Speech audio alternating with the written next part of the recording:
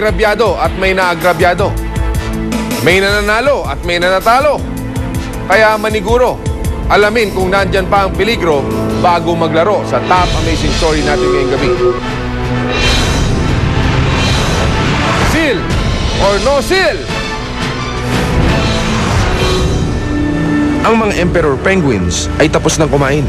Pauwi na sila para naman pakainin ang kanilang inakay. Pero hindi sila makauwi agad dahil ninenervyos sila.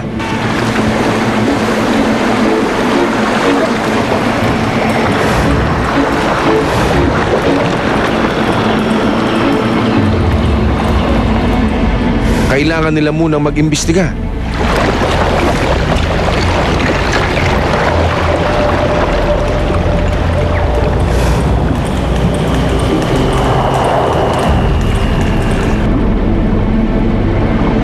Nagpapatrolya kasi dito ang isang leopard seal.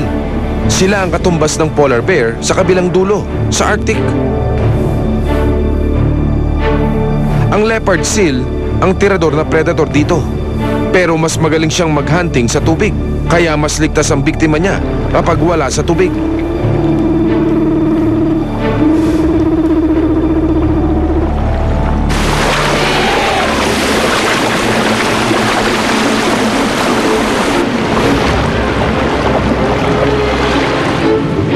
Kaya kapag sigurado na ang mga Emperor Penguins, saka pa lang sila lulubog sa tubig.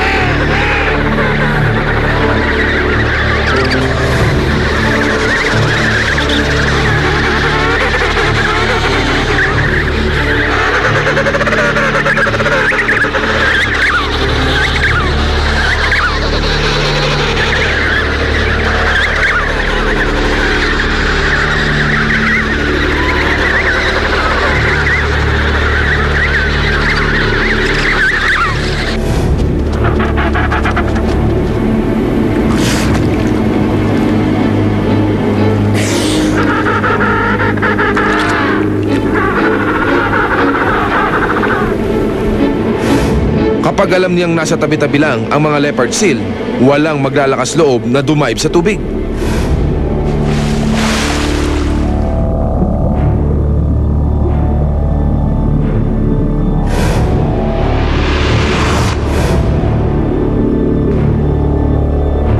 Karaniwang ginagawa ng leopard seal ay biglang lilitaw sa mga yelo at saka mananakmal ng penguin.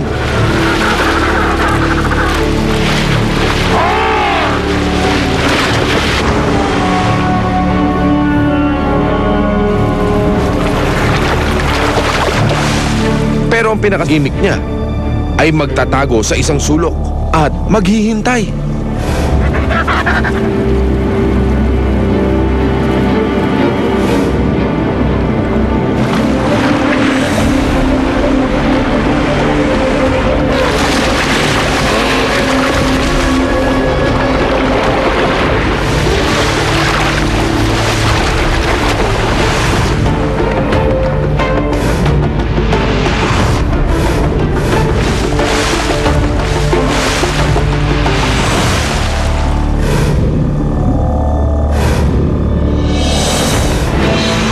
Isa na namang batang Pinoy ang nagtatanong.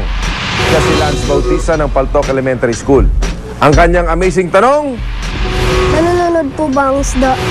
ito ang amazing sagot sa tanong mo, Lance. Oo, nalulunod din ang isda.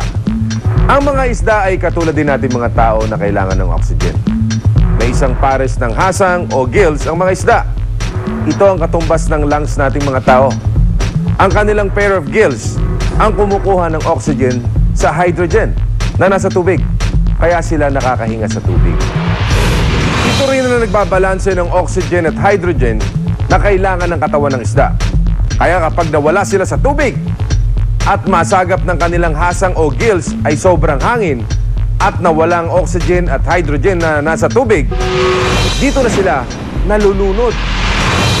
Kung may gusto pa kayong itanong, mag-email lang sa cas@gmanetwork.com at bibigyan namin ng daan para sagutin yan. Panoorin ulit natin ang amazing stories natin ngayong gabi. Cool ka lang!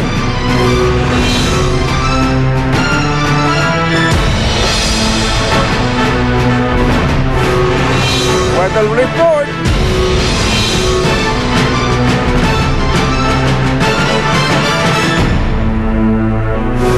Tahimik pero mapanganib.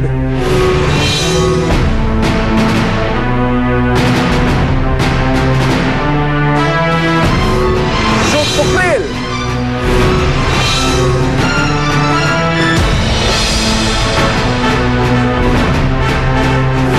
Chill or no chill.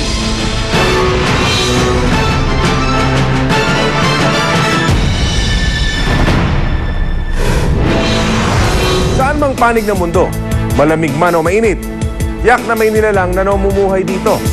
Ibig lang sabihin, lahat ng parte ng mundo may pakinabang.